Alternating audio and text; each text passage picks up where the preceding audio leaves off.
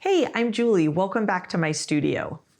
In this video, we're going to be taking the color palette that we mixed together last week, so these colors. I'm going to bring them over to my sketchbook and spontaneously sort of make a painting based in these colors. You're going to see how I use them in sort of unexpected and fun ways in a sunflower painting. If you missed the video where we mixed these colors together and I talked through my color mixing process and kind of help you learn how I like to think about mixing colors, I will link that video up in the corner so that you can check that out too. Okay, let's go ahead and get started on this sketch. I'm starting out with the kind of mustard brown color that we mixed for our color palette. I'm using it to kind of do the first base layer of our sunflowers. This color is darker than I probably would have mixed just on my own if I was mixing like the first color for sunflower petals, but because I had it on my palette, I thought, okay, this is a good reason to just sort of do something different and try seeing how it will look when it's layered up with the other colors that I'm gonna mix coming up. I generally do kind of a medium tone and then put in the darker parts of petals afterwards and kind of do the dark values and the light values based off of what I end up with the medium tone. But this one ended up kind of like the dark value, so I'm gonna end up adding some medium and then some highlights a little later on.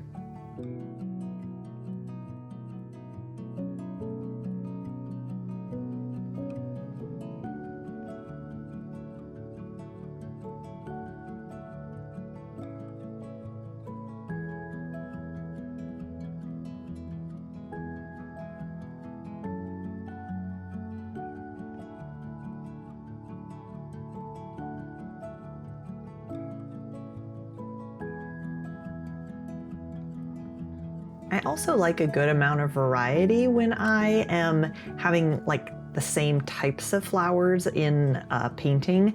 I don't want them all to look exactly the same, so I'm making this next one a little bit more on the yellow side for kind of a riff off of that first really dark color.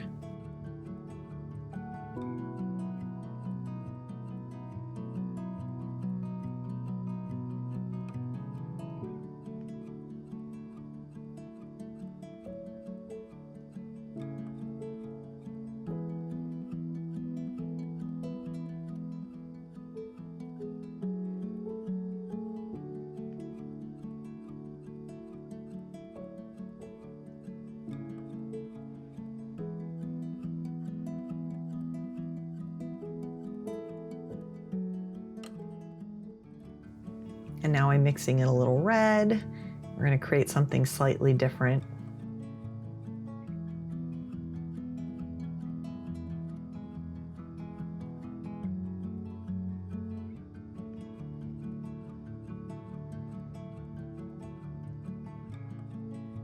And the color was getting kind of dry, and so I'm mixing in some more water so it can flow off my brush and feel a lot more comfortable. There's something super methodical and like calming about doing sunflower petals. They're just really like you're kind of doing the same shape over and over again. And so I just love painting them because each one can be a little bit different, have a bit of a different personality. Some of them are more droopy, depending on how old they are. They end up kind of looking a little weird and curled and ragged by the end. And that's what I was going for with this one that is facing down. It kind of has a droopy, sort of soft romantic quality to it, which I really like. I'm trying to think where to put the next flower. So I'm kind of moving my hand around a bunch trying to imagine.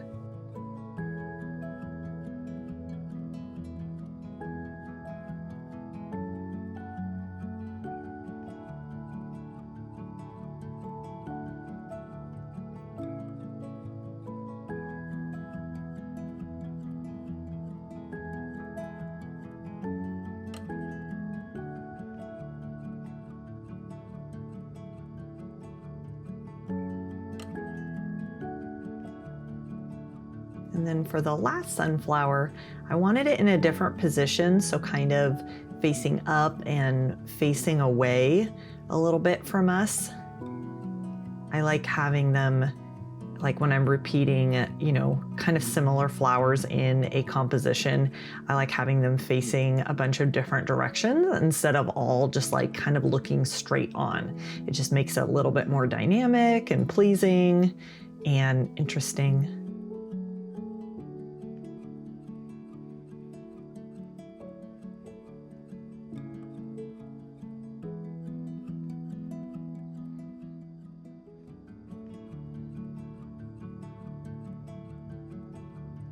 So now I'm going to use that lighter color that I've ended up with to start doing a kind of medium tone on that really dark sunflower and start developing all of its values.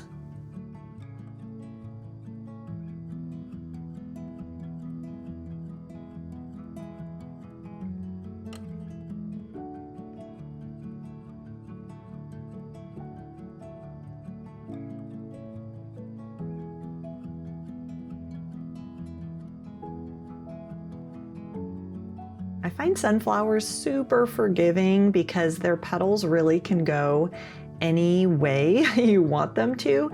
They can be very symmetrical and kind of perfect, but they also can have a lot of really kind of whimsical variety, and I really love that about them.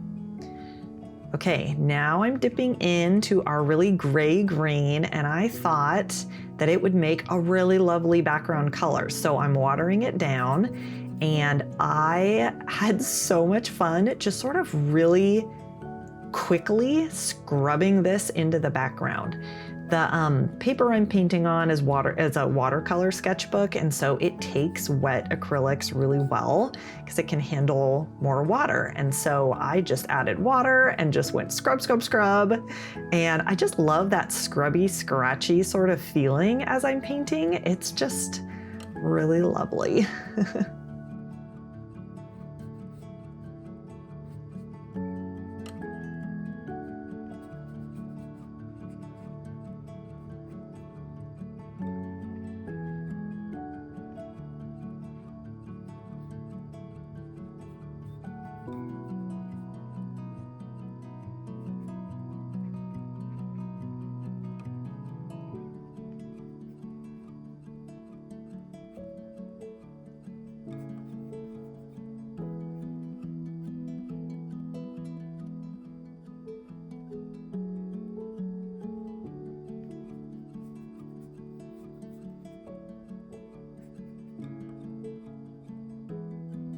So I'm working the background color down to what is going to be like a table surface.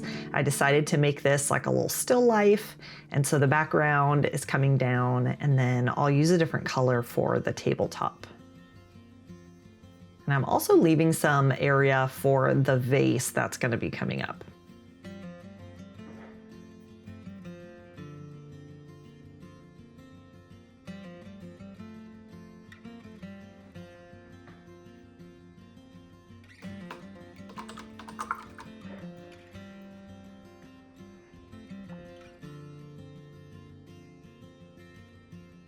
I love, love, love blue and white vases, and so almost every time I paint a bouquet, that's what I put it in, and I'm not tired of it yet, so here we go.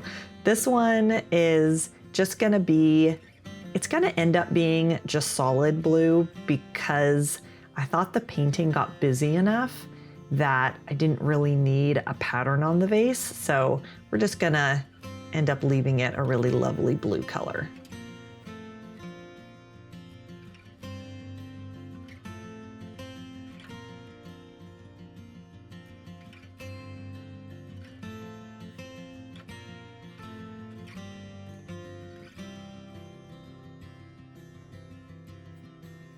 And as I'm painting, I'm just really enjoying being loose, being sketchy, kind of scrubbing my brush around and enjoying making the paints pretty fluid, because when I'm on paper, paper really absorbs the paint. It doesn't glide around quite as much as like a gessoed canvas does. And so I end up adding more water to my paints when I am painting on paper, and then just sort of letting it be flowy and scrubby and just kind of having that fun energy to it. I just love that.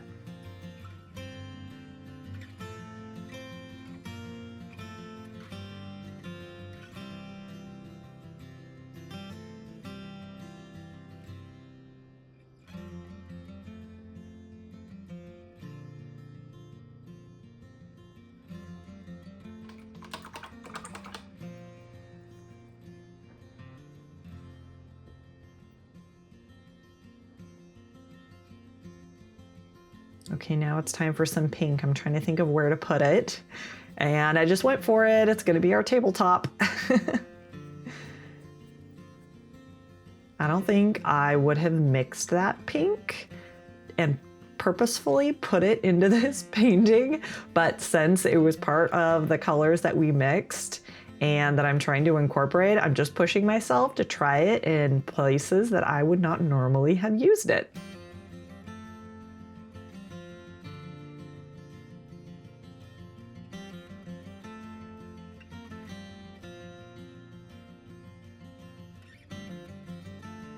I think it's really fun to put weird, unexpected colors into flowers because, especially like in the beginning layers, because what happens is you end up layering more stuff on top of it, but that pink is gonna be peeking through, and it just is a fun, zingy, kind of, I don't know, accent color that ends up being in the painting. And that's part of what makes art like unique, and I think brings my artistic voice into my paintings, is because I'm making these color choices that aren't just in a photo that I'm copying. I'm actually making decisions about what kind of weird colors I want to be in there, and I'm just putting it there because I think in the end it'll be fun and it'll add like an interesting layer of history in the painting. And it just makes you as a viewer like go, oh, you know, that's different. I wouldn't have necessarily put pink in there, but it like makes you look closer.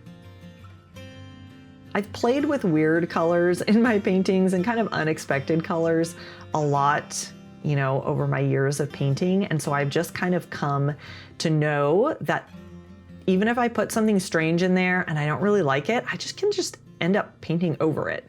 And so there's really not a lot of risk, in my opinion, to putting kind of random colors in your painting and seeing what they look like. So yeah, that's what I'm doing with this red. And I think as I'm painting it, I'm not really liking it, but I'm just putting it in there and we'll see how it ends up developing.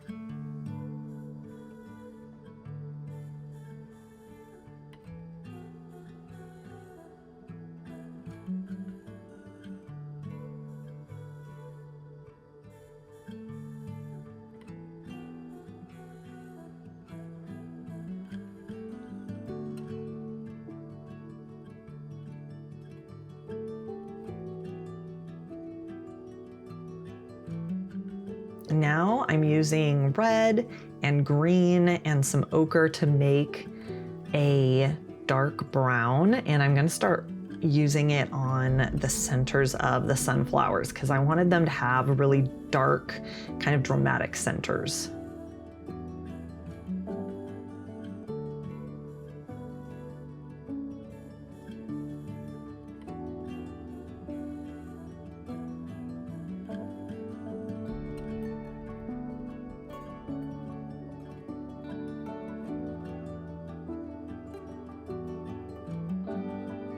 And as I'm bringing the brown in here, I am trying not to completely cover that pink because I want some of it to be showing out, just like I was talking about earlier, just sort of having something fun and unexpected showing. And because sunflowers have such a speckledy, spotty sort of texture in their centers, it's the perfect place to kind of let other colors show through because there's already a lot of texture in those areas.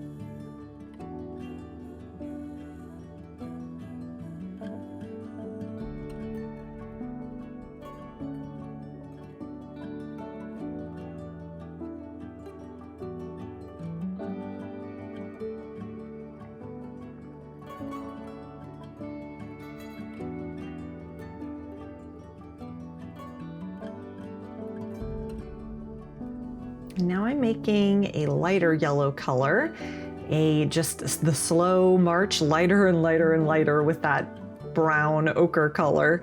And I'm gonna start putting some highlights on the petals.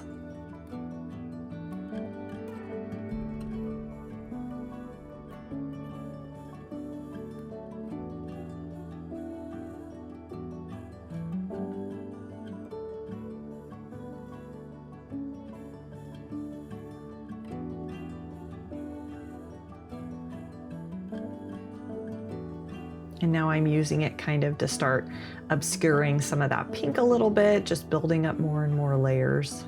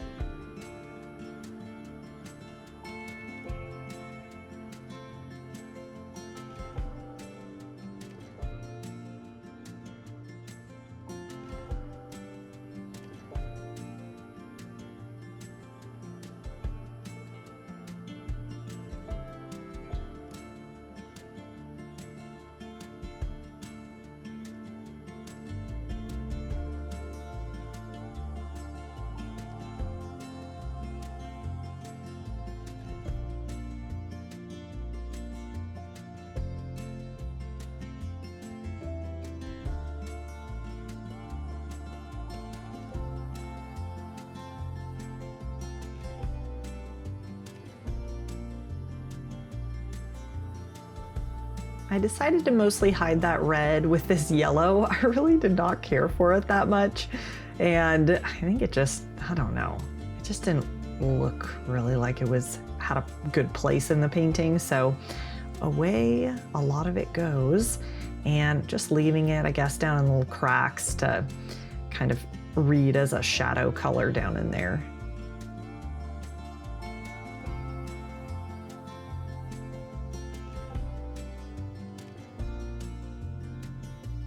And yet another version of yellow for this other sunflower. I like just sort of continually mixing, changing, just creating like slightly new versions of the color, and that really adds some lovely variety to each of the flowers.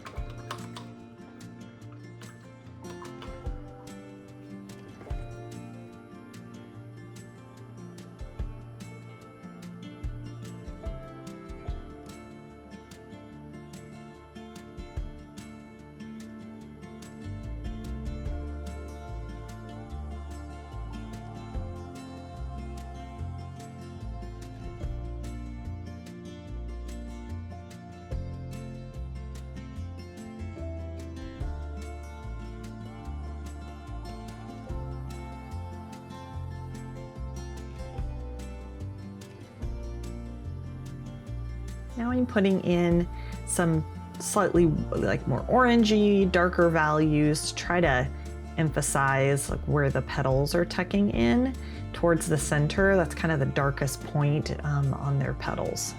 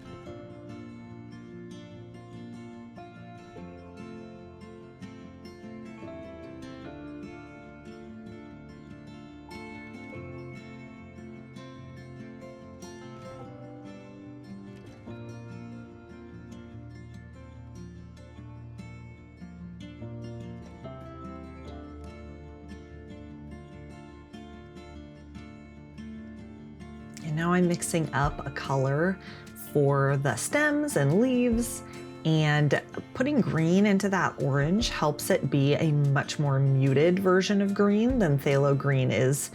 It's a very blue-green color, and so mixing it with orange just helps bring an earthiness to it.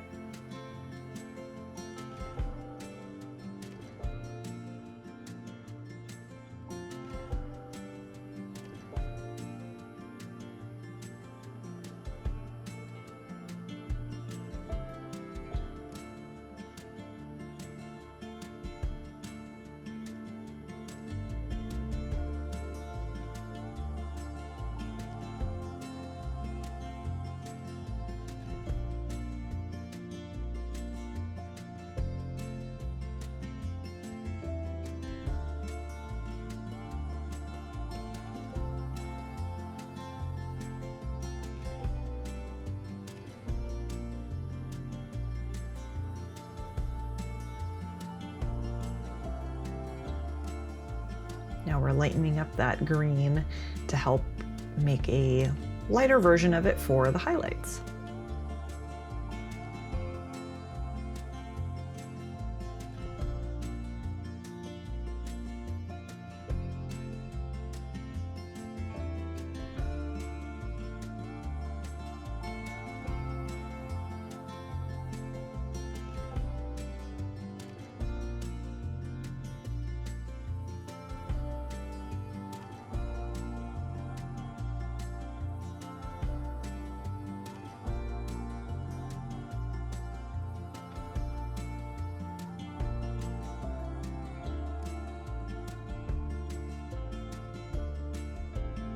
And sunflowers will often have some green in the centers too, and I love that look. There's just something about the green and the dark brown. It's so lovely, so I'm gonna bring that in. And the more that I can use colors in multiple places in the painting, like the pink in the table and then the pink in the petals, and green in the leaves, green in the centers, just bouncing back and forth to where different colors can show up in almost like unrelated places, it really creates a lovely visual harmony in the painting.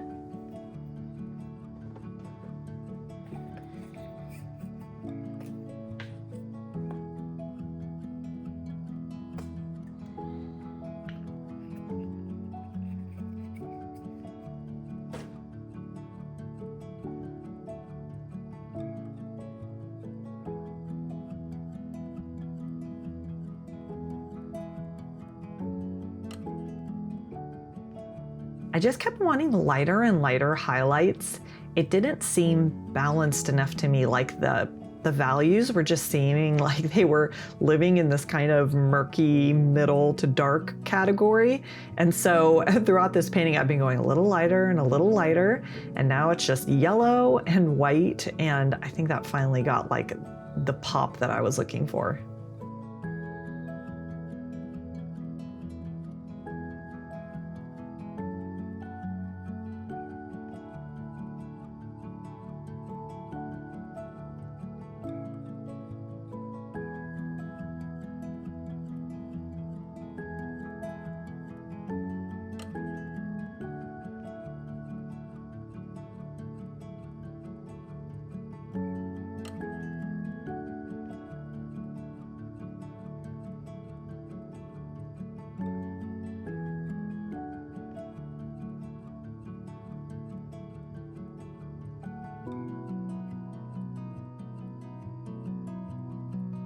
With all the layers that I have put on in this painting, I really love how kind of furry or shaggy sort of the sunflowers look. They just have great texture and movement, in my opinion, and it makes me really happy.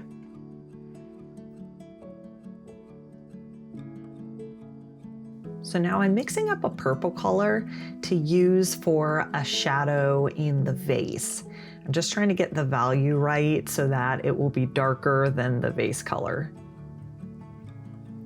And the reason I chose purple was because, well, it is kind of it has a good relationship to blue, but then also because purple is the complementary color of yellow, anytime you put purple in a painting near yellow, it just makes it zing. Like they just play off of each other so well. And so I put it in the vase, and then I thought, wait a minute, it needs to go somewhere else too. I need to work it into those dark centers because that just, woo, it's like the cherry on top. Even just a little bit of it really just looks beautiful against that yellow.